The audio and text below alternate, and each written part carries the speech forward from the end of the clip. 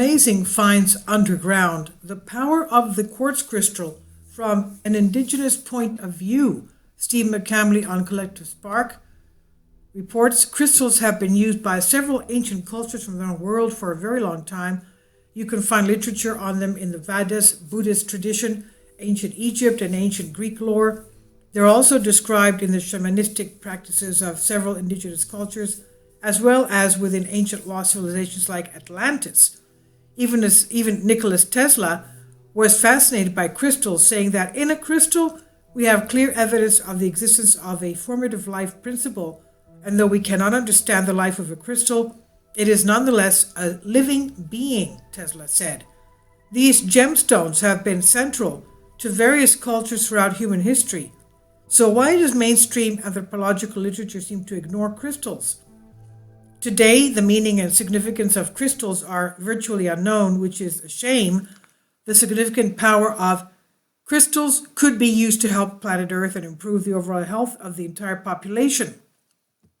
Relegated to New Age practice, today crystals are placed within the New Age category, and because of that, they're given somewhat of a negative connotation.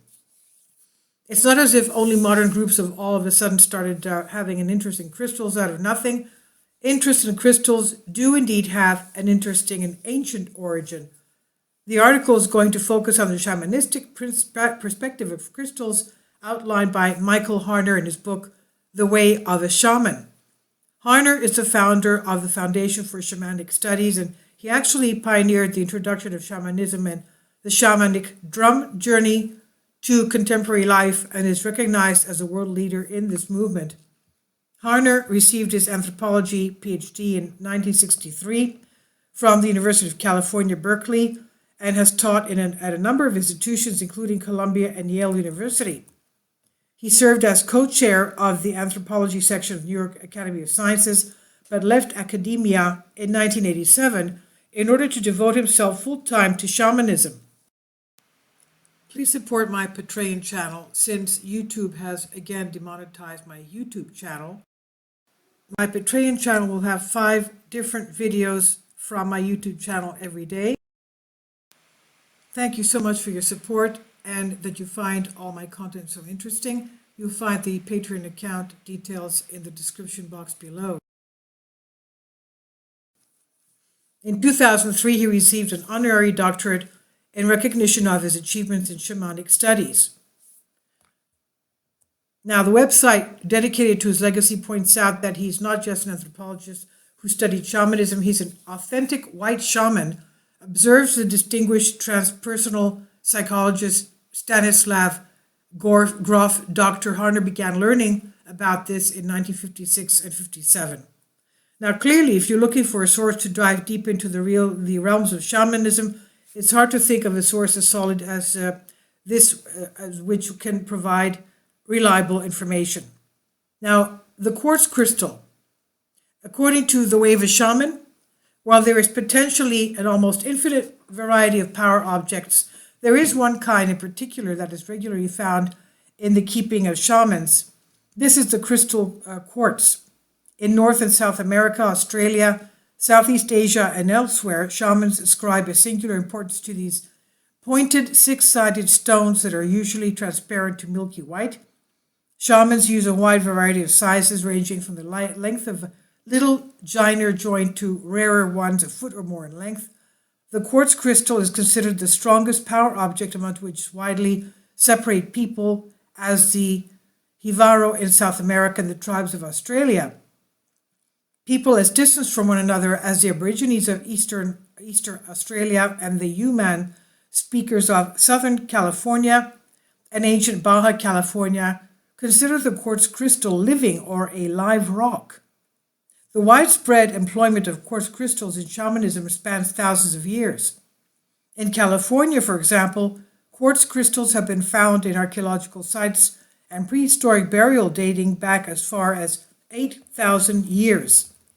In his book, Harner goes on to describe how, throughout all these cultures, this crystal is viewed as a healing tool and a spirit helper. He goes on to say that the Western Yuman shamans enter into a special partnership with their quartz crystals and must feed them, quote unquote, This is reminiscent of Jivaro shamans feeding their spirit helpers with tobacco water in order to keep them.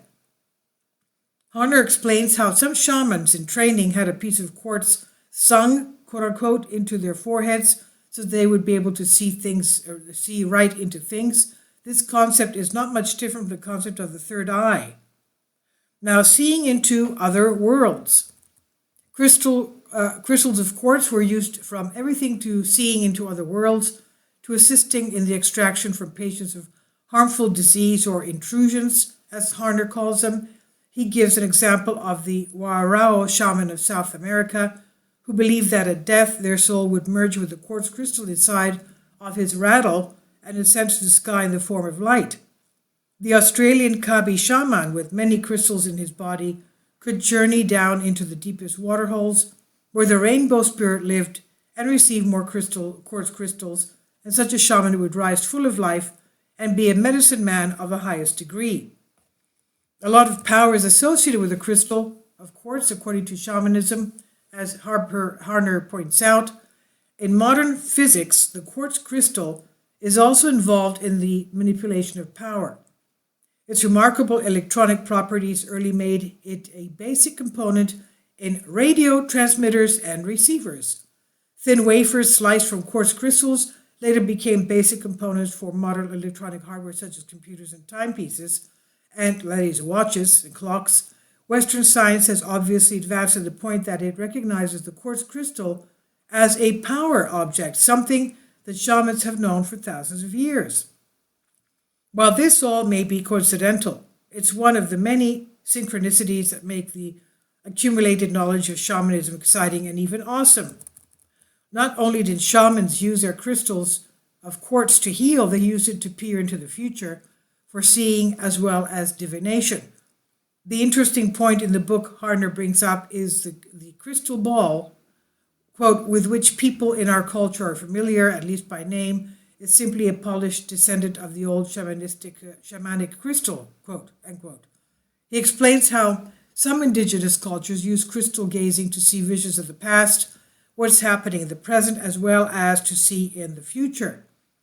He says, one thing I came across that really interested me was distant healing. It's something I've written about for years and something that's been exemplified by countless peer-reviewed studies that have been published in multiple journals.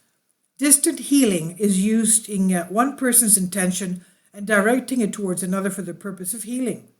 If you want to learn more about that, you can check out the Institute of Noetic Science or refer to this article that goes a little deeper into the mind-body connection and the power it has to heal. The shaman sent out the crystal at night to bring back the image of the sick person.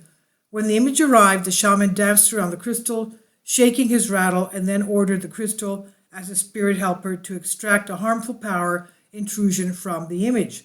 The distant person whose image it was thereby healed, end quote. Harner's book goes into much greater detail regarding the uses of crystals in shamanism, among other places, and the above is just a tidbit, nothing but a quick snapshot of what you can learn from reading that book. How to cleanse and choose your crystal? You can simply visit a rock shop or mineral shop, pick out one that you feel attracted to, Harner explains.